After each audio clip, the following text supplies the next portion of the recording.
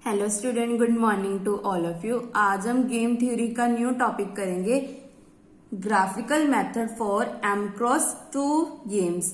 इसमें क्या होगा, हमारी जो कॉलम्स हैं वो फिक्स्ड होंगी, बट जो हमारी रो है वो क्या होंगी, A1 A2 A3 up to AM। सो ये भी बहुत इंपॉर्टेंट टॉपिक है। प्रीवियस टॉपिक में हमने क्या किया था, रो हमारी फिक्स्ड होती थी, बट हमारी कॉलम क्या थी, कंटिन्यूस चलती थी, जैसे B1 B2 up to so on BN। So ऐसी ये क्वेश्चन करना है हमने।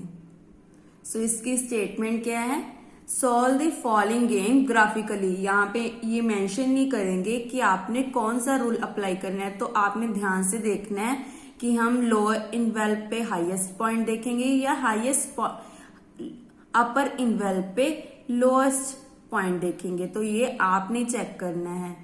सो प्लेयर ए में क्या गिवन है, A1 A2 A3, और प्लेयर बी में क्या गिवन है, B1 B2, 3 -4 2 5 -2 8। सो इसका रूल हमने क्या याद रखना है, अगर हमारे पास 2 कॉलम्स होंगी तब हमने क्या रूल अप्लाई करना है, मिनी मैक्स प्रिंसिपल।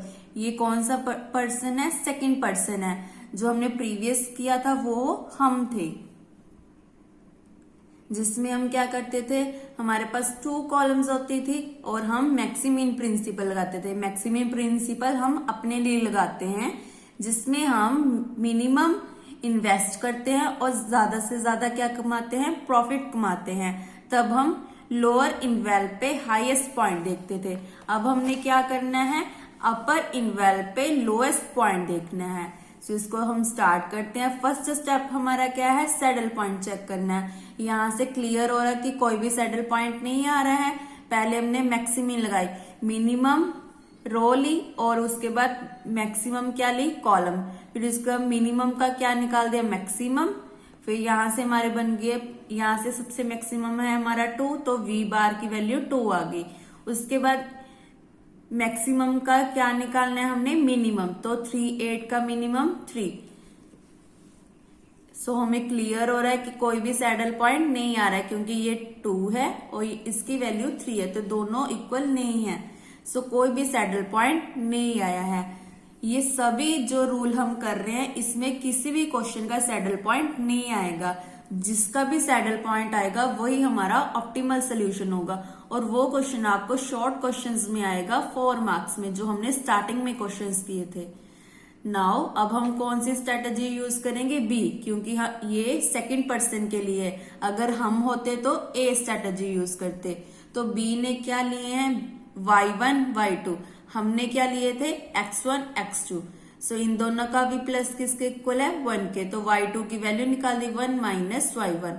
सो यहाँ पे हमने इक्वेशन लिख दी, और पीछे हम क्या करते थे, X1 X2 लिखते थे। अब यहाँ पे हम क्या लिखेंगे, Y1 Y2, क्योंकि B स्ट्रेटेजी यूज कर रहे हैं, तो B1 Y1 के लिए यूज कर रहे हैं, B2 Y2 के लिए। फिर से वैसे ही मल्टीप्लाई कर देंगे, 3Y1 - 4Y2।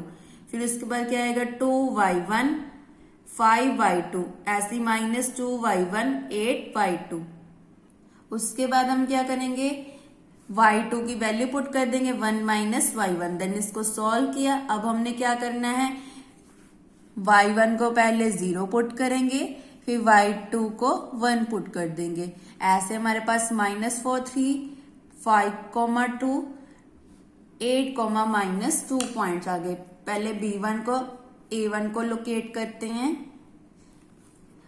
सो यहाँ पे क्या आएगा, एक्सपेक्टेड वैल्यू A, क्योंकि हम B स्ट्रेटेजी यूज कर रहे हैं तो हम A1 A2 की वैल्यू निकालेंगे। अगर हम A स्ट्रेटेजी यूज करते तो B1 B2 की वैल्यू निकालते। अब हमने क्या करना है, A1 का पॉइंट है -4 3, तो -4 ये है, 3 इसके साथ मैच कर दिया। उसका 5 2 ये बन गया। उसके बाद 8 0 1 2 3 4 5 6 7 8 ये रहा, इसको हमने मैच कर दिया -2 के साथ। हमेशा क्या रखना है, 0, फिर उसके बाद ऊपर 1 2 3 लिखना, फिर -1 -2 -3 -4। ये हमने क्वेश्चन को देखकर तभी पॉइंट्स को लोकेट करना है कि हमने 8 तक लेकर जाना है या -4 तक। उसके बाद हमने अपर इनवेल्व को शेड कर दिया। तो अपर इनवेल्व पे लोअर पॉइंट एक तो ये आ रहा है, एक ये आ रहा है, ये तो हमारा हाईएस्ट हो जाएगा, तो हम ये ले लेंगे। तो ये किससे बन के आया, A1 A2। तो A1 A2 हमारी क्या बन गई, ऑप्टिमल स्ट्रेटेजी बन गई। For the graph we have the lowest point L of the highest involve is intersection of A1 and A2। So the payoff game क्या आ गई हमारी, रिड्यूस होके यहाँ पे हमने A1 A2 ले लिया और यहाँ पे B1 B2, फिर से 2x2 की मैट्रिक्स बन गई।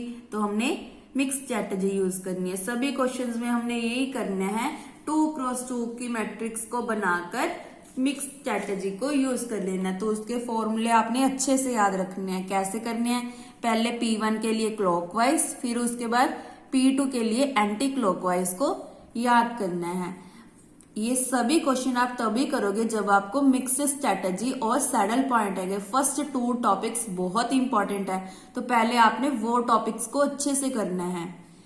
लेट कर लिया हमने optimal strategy for player A, player B के लिए ऐसे लिए हमने A1 A2 P1 P2, ऐसे SB के लिए क्या लिया है, Q1 Q2। अब हम इनकी वैल्यूज फाइंड करते हैं। P1 की वैल्यू कैसे निकालेंगे, क्लॉकवाइज 5 - 2 ऊपर लिख दिया, फिर उसके बाद कैसे लिखते हैं, 5 + 3 -4 + 2। ऐसी क्या आ जाएगी हमारी वैल्यू, Q2 की Q1 की एंटी क्लॉकवाइज मीन्स की 5 - 4, फिर नीचे सेम एज इट इज। तो क्या आ गया, 3/8 -2 इज 8 + 10। तो 3/10 हमारा आंसर आ गया। ऐसे P2 की वैल्यू आ गई 7/10।